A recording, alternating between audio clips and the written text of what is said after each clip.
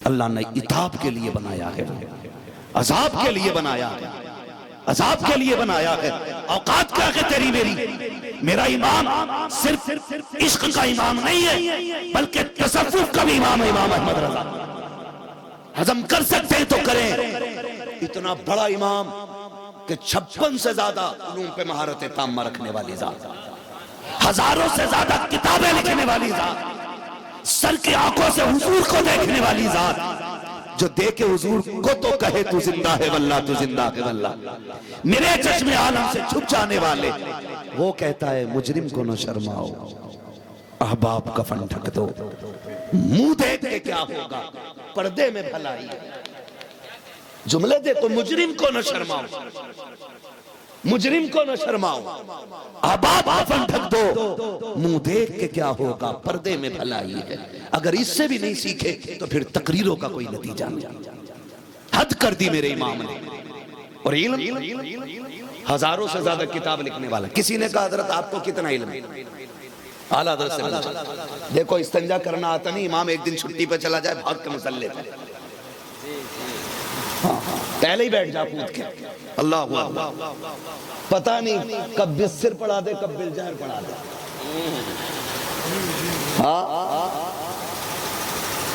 کئی لوگ تو یہ کہہ دیتے ہیں بسر یعنی آہستہ والی تو ہم بھی پڑھا لیتے ہیں، زور سے والی نہیں پڑھائی جاتی۔ یہ کنڈیشن ہے۔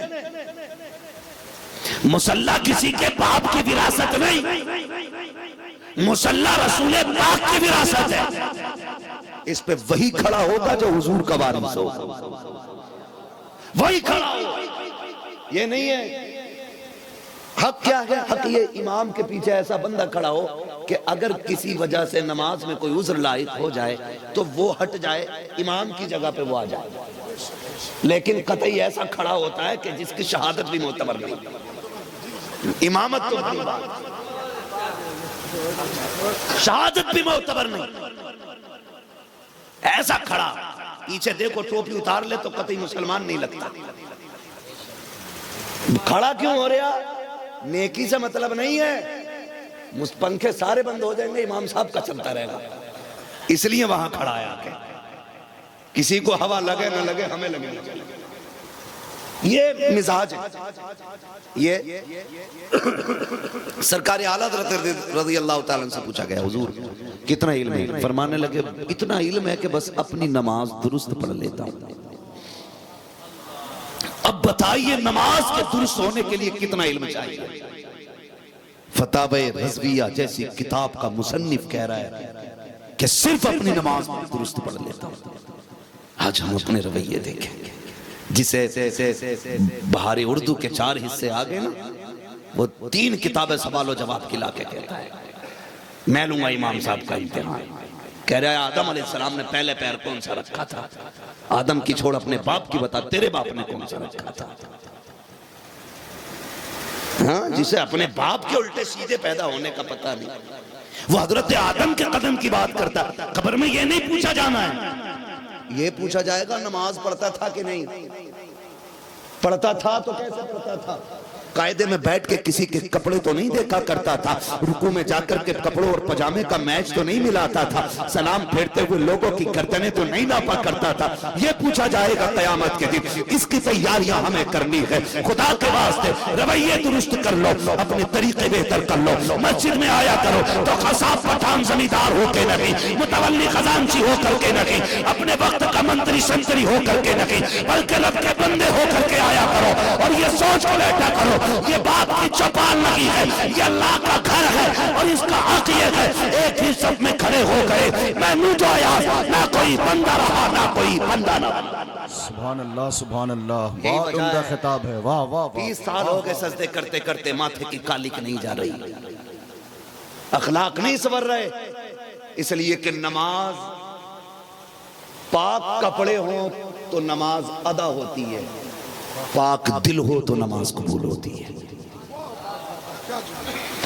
یہ بدن کپڑا نماز کی جگہ یہ پاک ہو تو نماز ادا ہوئی، اور ساتھ میں دل بھی پاک ہو تو نماز قبول ہو رہی ہے، لیکن دل میں میل ہے، معاف کیجئے گا. صف جا کے جھاڑ کے دیکھتے ہیں ہم صدر صاحب، ایسے کر کے کہتے ہیں اچھا امام صاحب تنخواہ کائے کی لے رہے ہو؟ یہ دھول نکل رہی ہے، میں کلف لگے کپڑے پہن کے آیا ہوں، اس کی صفائی صحیح سے ہونی چاہیے تھی. کیوں؟ تو مسجد کی صفائی نہیں کر سکتا؟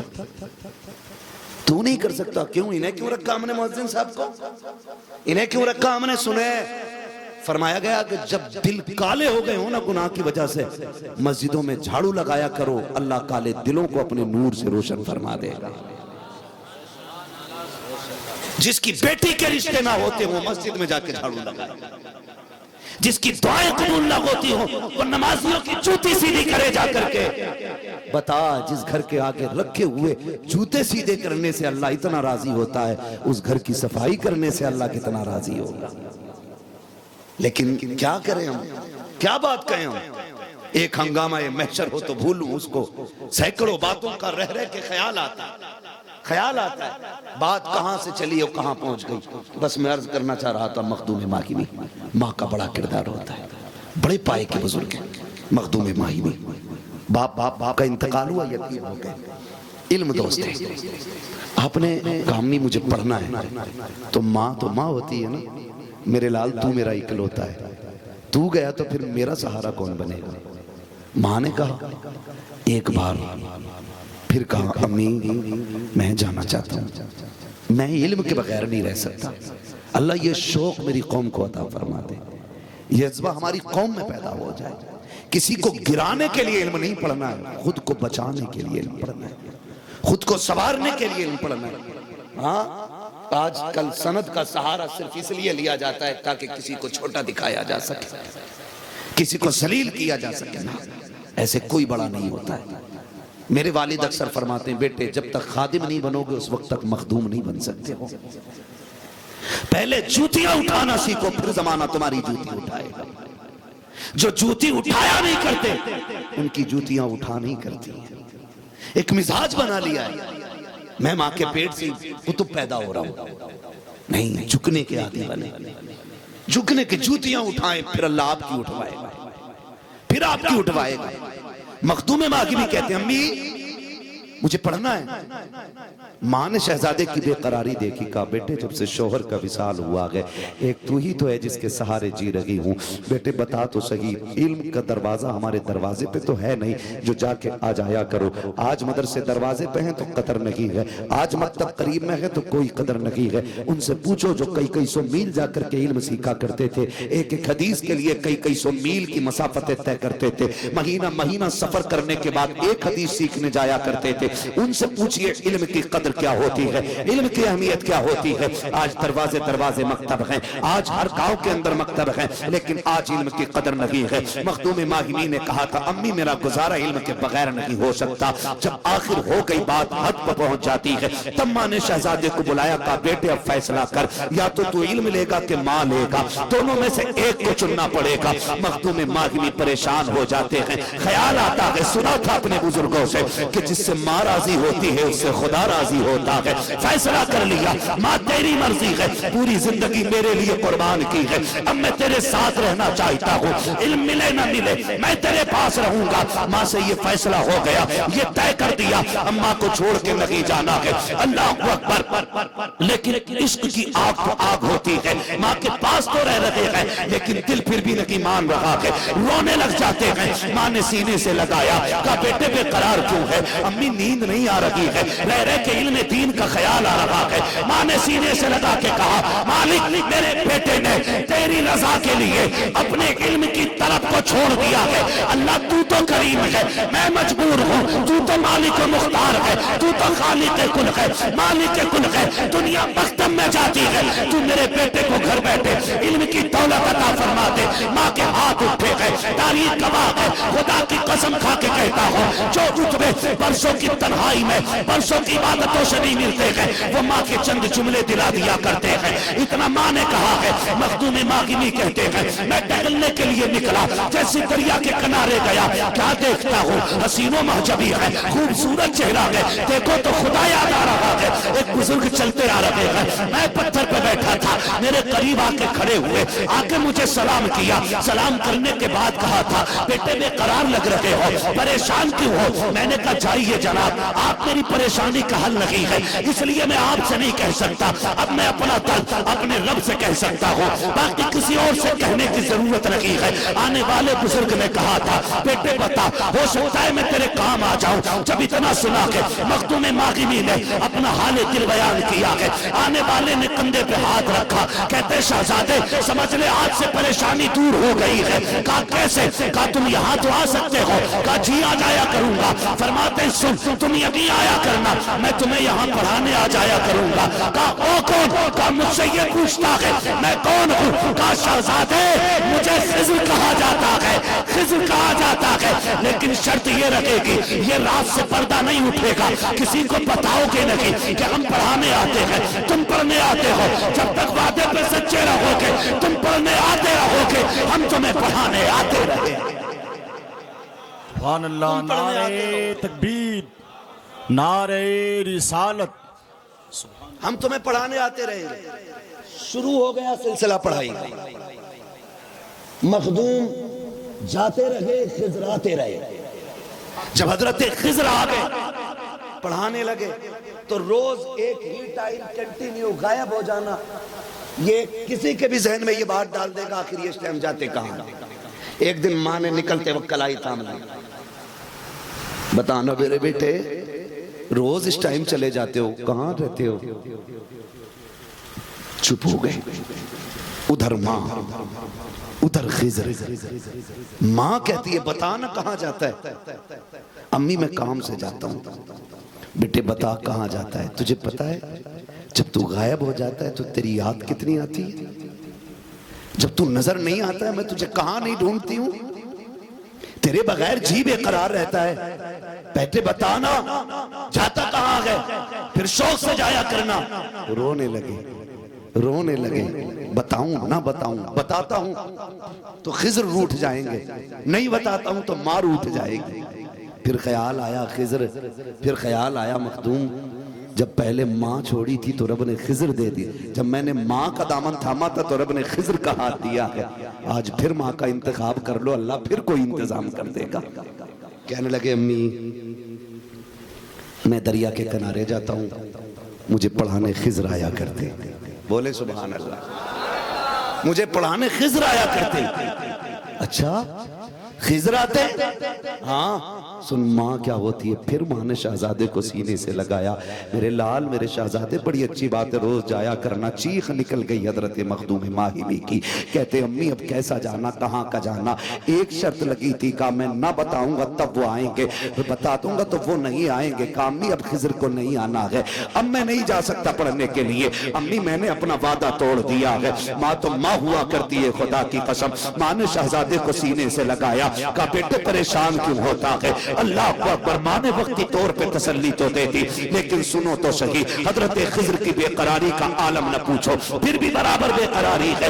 اگلا دن جانے کا وقت آیا ہے, خیال آیا روز اس وقت پڑھنے جاتا تھا, آج تو پڑھانے خضر آئیں گے نہیں. کہا چلو چل کے اس جگہ کو دیکھ لیتے ہیں جس جگہ پہ خضر آیا کرتے تھے. جب اس جگہ پہ پہنچے ہیں, بے قرار ہیں, رونے لگ جاتے ہیں. اسی پتھر پہ بیٹھ کے آنسو بہا رہے ہیں. کیا دیکھتے ہیں؟ سامنے سے تیزی سے خضر چلے آ رہے ہیں. حضرت خضر کو آتے دیکھا ہے, مخدوم ماغمی بے قرار ہو جاتے ہیں.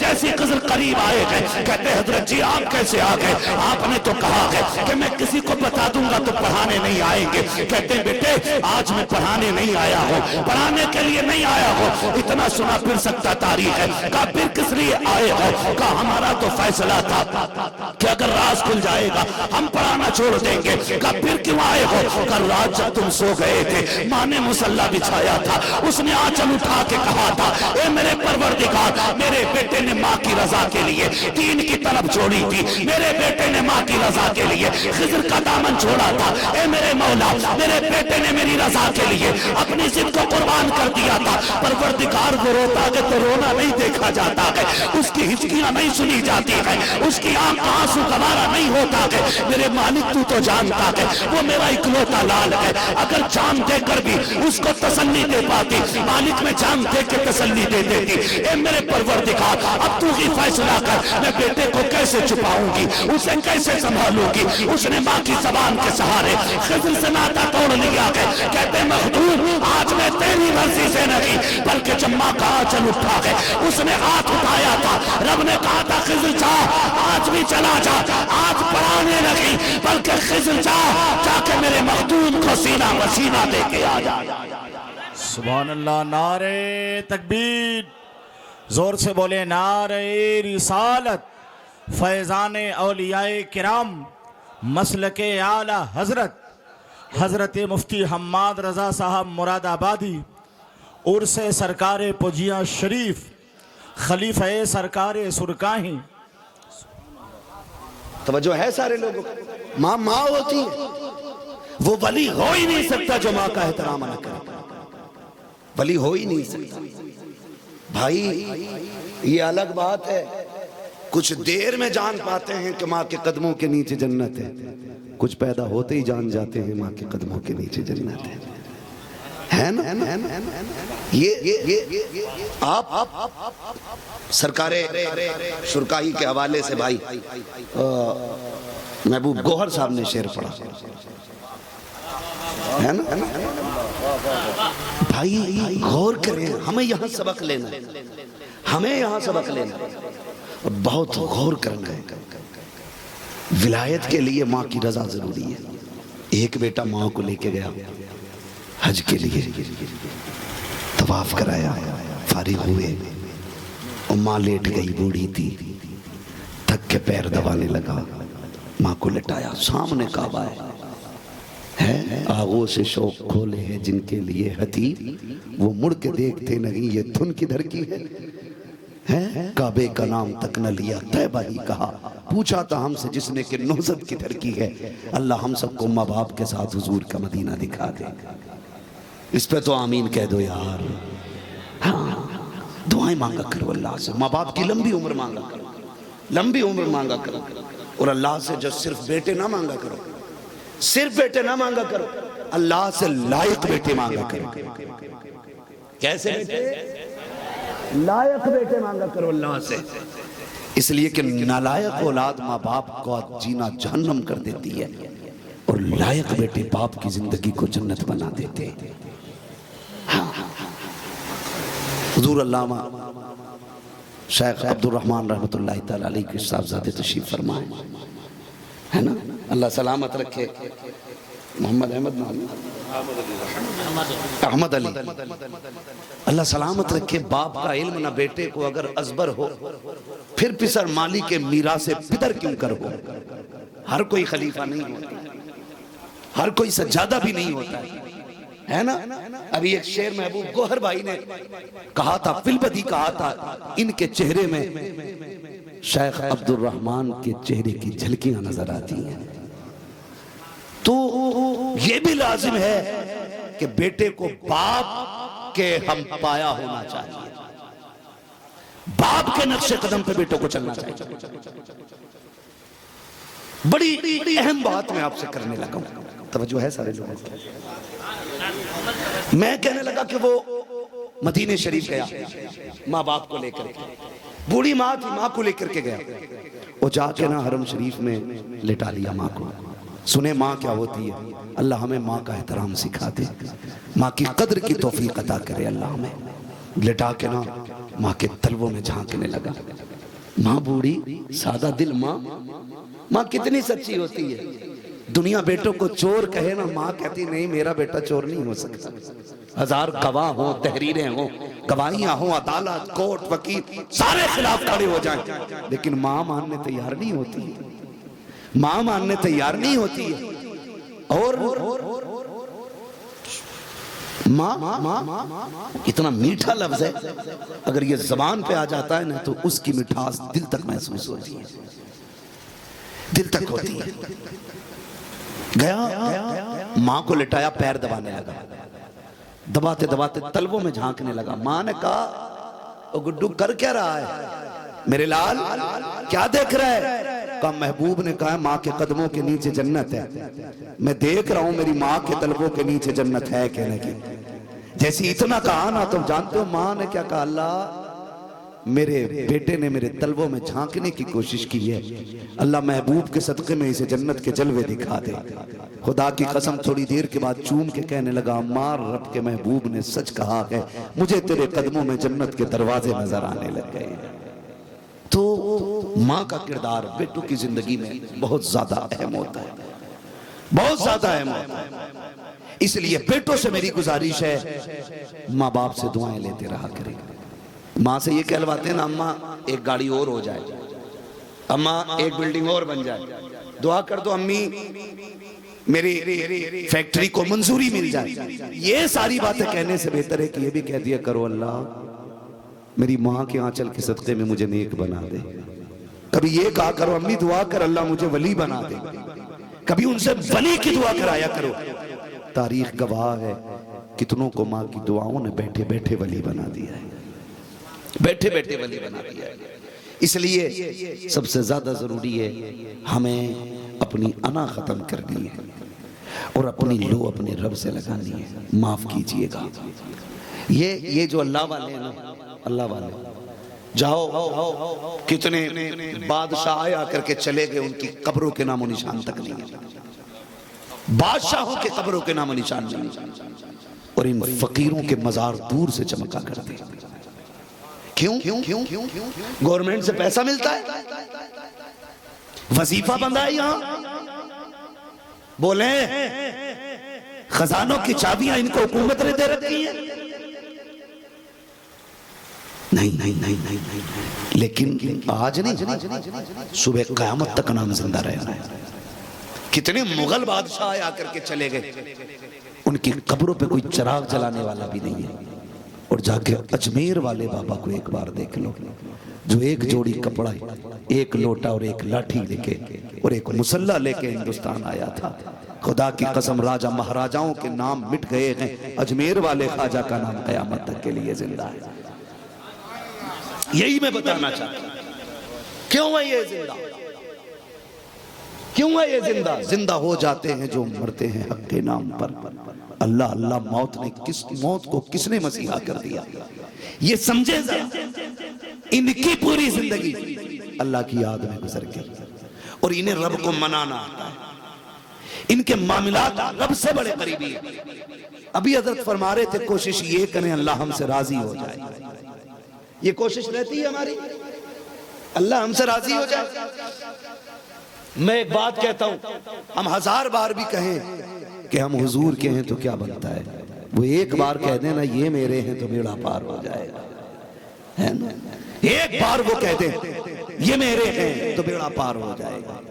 کوشش یہ کریں کہ ہم پیر پرستی سے نکلیں، خدا پرستی کریں، اپنے بزرگوں کے طریقے پر عرس ہونے چاہیے، اپنے اسلاف کے طرز پہ عرس ہونا چاہیے۔ یہ نہیں ہے عرس تو صاحب مزار کا ہے اور نچنیاں بیٹھی ہے، ہاں ادھر بھانگڑ بیٹھا ہے ادھر بھونگڑ پٹی بیٹھی ہے، اور پھر شاعری چل رہی ہے، عرسوں میں غنڈہ گردی ہو رہی ہے۔ یہ مسئلہ کیا اعلیٰ حضرت نہیں، مسلک کا سہارا لے کر کے غنڈہ گردی کو عام کرنے والوں، آکے عبد الرحمن کی چوکھٹ پہ دیکھو، عرس ایسے کیے جاتے ہیں کہ مزار والا بھی راضی ہو جائے، کعبے والا بھی راضی ہے نا۔ لیکن ہوتا کیا، موج آ رہی ہے، موجیں، صوفی صاحب سن رہے ہیں، صوفی قاسم صاحب، موجیں آ رہی ہیں، ڈھولک لگ رہی ہے، اور سیٹ بیٹھا سامنے،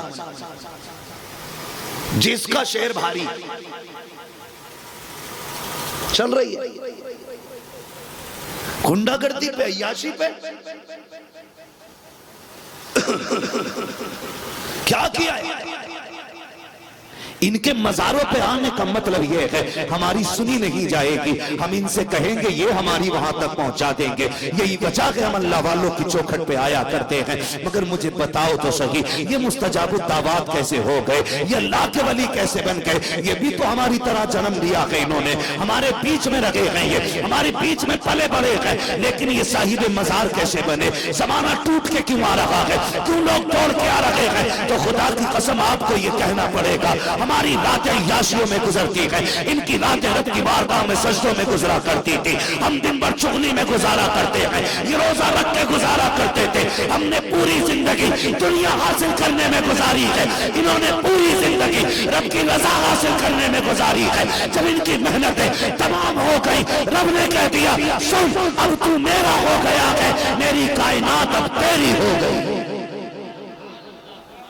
یہ ہوتا ہے اور اسی طرح صاحب مزار اللہ کے قریب ہوتے ہیں۔ جانتے ہو اللہ سنتا سب کی ہے، مانتا کسی کسی کی۔ اللہ سنتا، ایک جملہ کہتے ہیں ہماری تو سنتا ہی نہیں ہے، نہ یہ کبھی نہ کہو اللہ نہیں سنتا، معاذ اللہ۔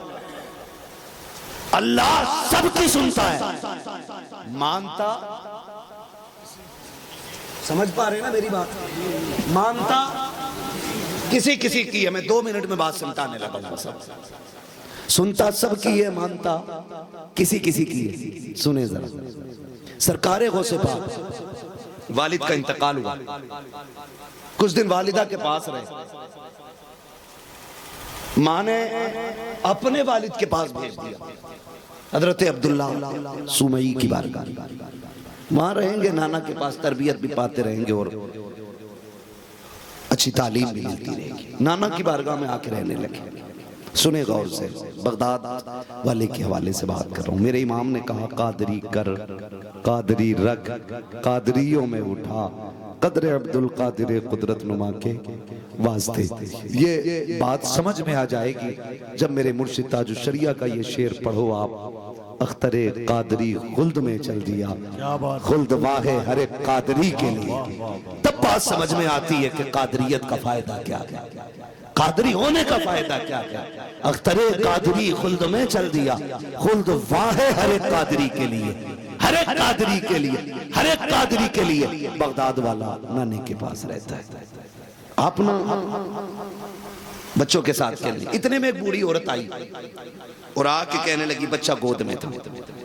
حضرت عبداللہ سومئی کی ولایت کا اس وقت ڈنکا دور دور تک بج رہا تھا، حضور یہ میرا بچہ ہے اور بیمار ہے، ایک ہی ہے، دعا کر دیں اللہ اسے شفا دے دے۔ آپ نے دیکھا، فرمانے لگے تیرے بچے کی زندگی مکمل ہو گئی ہے، اب بچے گا نہیں۔ اس نے کہا حضور دعا کریں، میں اس لیے آئی تھی کہ آپ دعا کر دیں۔ فرمانے لگے لوہے محفوظ پہ بھی میں نے دیکھا ہے اس کی زندگی ہے ہی نہیں۔ تو بڑی مایوس ہو کے روتی ہوئی جانے لگی۔ کسی نے کہا ہوا کیا؟ کہا زندہ بچہ لائی تھی، مردہ لے کے جا رہی۔ کسی نے کہا چاہتی کیا کہ میرا بچہ مجھے مل جاتا؟ تو کہا جا دیکھ وہ انہی کا شہزادہ کھیل رہا ہے، انہی کا شہزادہ کھیل رہا ہے اور زندہ اور مردہ کا کھیل کھیل رہا ہے۔ جب وہ کہتا ہے بچوں سے مر جاؤ تو بچے لیٹ جاتے ہیں، جب وہ کہتا ہے زندہ ہو جاؤ تو بچے اٹھ جاتے ہیں۔ کہا سن جب وہ کہے نا لیٹ جاؤ، اپنا بچہ بھی لٹا دے اور لٹا کے سائیڈ سے کھڑی ہو جاؤ، باقی کچھ نہ کر۔ عورت کو کیا چاہیے تھا؟ شہزادہ چاہیے تھا۔ آئی کھڑی ہو گئی، کھیل چل رہا ہے، مر جاؤ، بچے لیٹ جا رہے ہیں۔ جیسی بچے لیٹے، ماں نے بھی اپنا چپکے سے لال لٹا دیا، جیسے لٹا کے سائیڈ سے کھڑی ہوئی۔ بغداد والا کہتا زندہ ہو جاؤ، سارے بچے اٹھ جاتے ہیں، لیکن یہ نہیں اٹھا ہے۔ آپ نے غور سے بچے کی طرف دیکھا، پھر کہتے قم بإذن اللہ، بچہ اٹھ کے زندہ بیٹھ جاتا ہے۔ جب بچہ زندہ ہو کے بیٹھا ہے، ماں نے شہزادے کو اٹھایا ہے، لے کے دوڑی عبداللہ سمعی کی بارگاہ میں. آپ تو کہتے تھے زندگی لگی ہے, یہ دیکھو زندہ ہو گیا ہے. آپ کہتے کس نے کیا ہے, کسی نے کہا ہو نہ ہو, یہ آپ کے شہزادے کا کمال ہوگا. دوڑ کر کے آئے ہیں سرکار غوث پاک, بچوں کے ساتھ کھیل رہے ہیں. کھیلتے کھیلتے جیسی نانا کے ہاتھ میں لاٹھی دیکھی ہے, آپ کو ڈانٹنے آ رہے ہیں. شہزادے رک تو ذرا, یہ کیا کر دیا تو نے, اتنا سننا تھا. بھاگ لگا دی لاٹھی دیکھ کے. نانا پیچھے پیچھے, نوازا آگے آگے, قبرستان سے گزرے. کہتے مرنے والوں بھاگو, میرا نانا آ گیا ہے. جتنے قبروں میں تھے سارے اٹھ کے دوڑنے لگ جاتے ہیں. نانا کے قدم رک جاتے ہیں. کہا شہزادے خدا کے واسطے ٹھہر جا, میں تجھے مارنے نہیں آیا. کہتے ہیں جو جہاں سے آیا ہے وہیں لوٹ جائے. سارے پلٹ جاتے ہیں.